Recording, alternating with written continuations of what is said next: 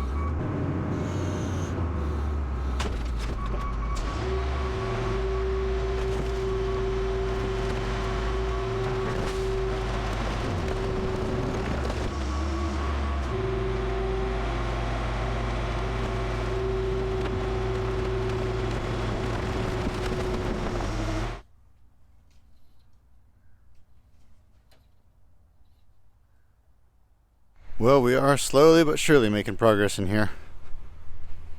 I counted them up a minute ago and we have 40 cars crushed so far. 40 cars and one tractor. We're working our way through here.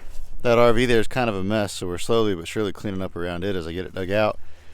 But before I go that way anymore, I for sure want to just dedicate some time to go in this direction. I've got a customer supposed to bring out about half a dozen cars this afternoon, so I really need to have room to put those after I crush them. So I got 1, 2, 3, 4, 5, 6, 7, 8, 9 cars. And then I've got this stuff here. There's these big old electric motors. I haven't decided. I may hang on to this until I have time to clean it and pull this motor off. And then there's this other deal down here is pretty much nothing but a motor. So that for sure I'll go ahead and set that aside. But this cart will crush it. We'll set that aside. I got a guy possibly wanting to buy that. And then whatever this is down here, I'll grab that and set it up there so I can throw it in a trailer. So shouldn't take us too long. If we just get on it, get her done.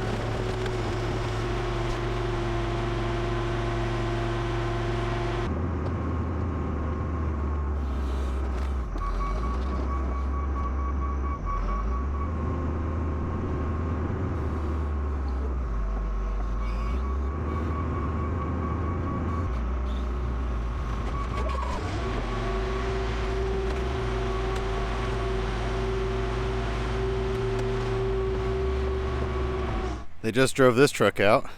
She's pretty rough. Looks like it's been in a couple fender benders, but I'm gonna save the wheels off of it. I think I can sell those. All 4 of them are there. They're kind of cool looking. And then yeah, right here, I'll save that. It's loose, so I think I can get that out of there pretty easy. See if there's anything inside it real quick.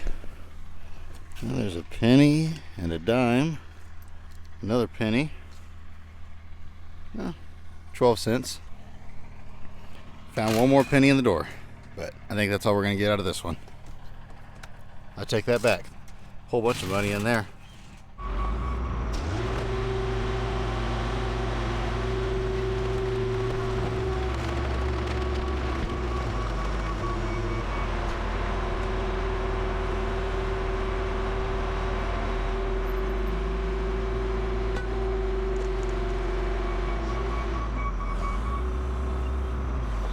There we go, got the wheels off of this truck, got the converters cut off of it. All 4 of them were full. I was kind of shocked. Jeep is ready to go. Got a bundle in the crusher. Counting the 2 cars in the crusher, we have 63 cars crushed and 1 tractor total since I started. I can't remember how many loads I have now though. Looks like we have 8.5 loads on the ground. So not too bad for really 2 days worth of crushing. I started yesterday morning, but it really hasn't been 2 days of crushing because I've been so busy unloading people and everything else. Realistically, it's more like a day and a half of crushing, maybe less than that. So not bad at all. I got a bunch more cars to go though. I've barely made a dent. I said I was going to crush 300 to 400 cars, but at this rate, counting all those ones I bought this week, we may get closer to 500 cars. Because there's still quite a few cars in this pile here. I'm not entirely sure. Of course, these cars over here aren't stacked as high as the ones over here. In this area, I had them stacked 3 high. Whereas back there, most of them are stacked 2 high. And on the back side of the pile, they're only 1 high. But I think there's still well over 100 cars in this pile, especially if you count these box vans and this old camper and things like that. I've got a handful of these cars left as well, but most of these have batteries and about half of them have converters and they just take more time to process. And I've really been trying to get a bunch of loads on the ground because I thought I was going to be able to start shipping loads this week. However, that is not the case. I called them and asked them and they said they can't haul anything this week. They might be able to get a few loads next week. And I said, by next week, I'm going to have 15 loads on the ground. And I said, I'm going to have 40 or 50 loads total. So 4 loads a week, it's not going to work out very well. And his response was that I need to slow down and stop crushing so fast. And I said, no, I've got to get the stuff crushed. And I don't necessarily need to get it gone, but I want to get it gone before prices drop too bad. But I for sure have to get it crushed. And I said, look, if you guys don't want it, we can send it somewhere else too. There's other companies that are buying. And he says, no, we want it. We'll figure something out. So I was hoping they would just dedicate a driver to hauling just out of here every day, because I can usually get 3 loads a day. So we'll see what happens. If you watched my last video, you know that I got in a 48 fleet line, the 2-door fleet line, and a guy is interested in buying it, and he's also interested in buying both of these coupes. Now this one here is a business coupe, and then the other one back here is a regular coupe. Yeah, it's a 47. I thought these were both 47s, and the fleet line that I just got to 48. But they're the same basic body style, and I really think that a guy could build that business coupe if he used this one for a parts car, but the guy kind of wants to use both of these coupes, the business coupe and this coupe, for parts cars for the fleet line. I'd really like to get these moved. I'd like to get a ton of stuff moved, so if he came through on these, that'd be really neat. This truck here is sold. This is going to Corey Wheat Customs. They're going to be here probably next week to pick that up. He's probably not coming down. I think he hired a shipper, but I've got to get it dug out as well. So as you can see, I've got a little bit of moving to do. Oh, I forgot about this truck here. I forgot it was even here. I'll have to go back here and check it out real quick. My buddy Skyler hauled this in last weekend. I haven't even been back here since then. This was somewhere, I forget where it was at. Northern Kansas, I think it was, a little ways away. But they threw it on Facebook Marketplace for $300. So I told Skyler, go grab it. I'll pay you $400 for your time, or something like that. I don't remember what the exact deal was now. I've bought too many trucks since then. But anyway, it was pretty cheap, so I couldn't pass it up. Man, look at this thing. This is actually a pretty solid cab. Looks like it's got some rot up there around the mount, but oh, it's got a little foot pedal windshield washer on it. That's neat. Just a 4-speed, yeah, just a 4-speed. But really, it's a pretty solid cab on this. It's got the real fat fenders on the front of it, so probably just cut the nose off for a wall hanger. I doubt anybody would ever want that front clip. But the cab itself got one bullet hole down there. Yeah, this is a Very, very buildable cab here. Oh yeah, look at that there. Yeah, somebody will buy this cab. I'll be sure to save this one. I won't cut this cab up. Then it's got a nice steel bed on it, so yeah, that's a pretty good deal. Every now and then good deals pop up on Marketplace. I don't have a whole lot of crusher stuff back here. Not yet anyway. I'll probably go ahead and crush this truck here. I'll probably pull the 9-inch out of it, then go ahead and crush it. But other than that, when I got this frame back here, that frame's ready to go. That motor's locked up junk. If I have time, here's another one here I want to pull the bed off of and the motor off of. If I don't get to these, I'm not too worried about those. I can always pull those apart later. There's another one there, just pull the bed off of it. There's another one, bunches of those around. All of these engines are good engines. What we did is we took the carburetors and wrapped them up real good with duct tape and then put the air breather back down over the top of it to keep them sealed up, and they'll last quite a while like that. We don't get that much rain and it's not that humid in this area, so as long as we get them pulled by winter time, they'll be good to go. I've got that big grain truck over there that has a box on the back of it, whatever that is. I have somebody wanting to buy the back half of that truck, so I need to go ahead and get that cut. And I'll probably just go ahead and pull the cab off of it and scrap the rest of it. And I think that's about all that I'm going to do with this stuff back here. There's a couple crushers in here. I've got that Buick or Oldsmobile, whatever that is. I thought about crushing the little cabriolet back there, but I guess I'll hang on to it for now. It doesn't weigh nothing, so it's not really worth anything for scrap. And then I got a little Ranger over here. This square body 4-wheel drive 3/4 ton, I was going to crush it, but I got a guy going to trade me an old grain truck for it, so I'll go ahead and hang on to it for the time being. And then over here I've got a car that's junk, and then we got rid of most of the tires so far. There's a few left, a bunch of combine tires, but we're slowly but surely getting rid of them. I want to make sure they're all gone before I run out of cars, because I don't want tires on the property anymore. And then I've got 2 campers I'm going to have to wad up and haul out to the landfill. And then back beyond those, there's probably another half dozen, maybe a few more cars that are scrap. At some point in time, once I get done with all the crushing, get caught up on all that sort of stuff, I want to make a video tearing that boat apart with the excavator. I think that'd be kind of fun. That'll be something that goes on the second channel though, so be sure to subscribe to that channel. I don't post on there all that often, but every now and then I do post some somewhat interesting stuff on there. I've got a whole pile of frames right here that are ready to go, so I got quite a bit of stuff to crush still. And one last note before we leave, I got my bus here. I'm thinking about putting a mini fridge in there, but obviously I don't have electricity.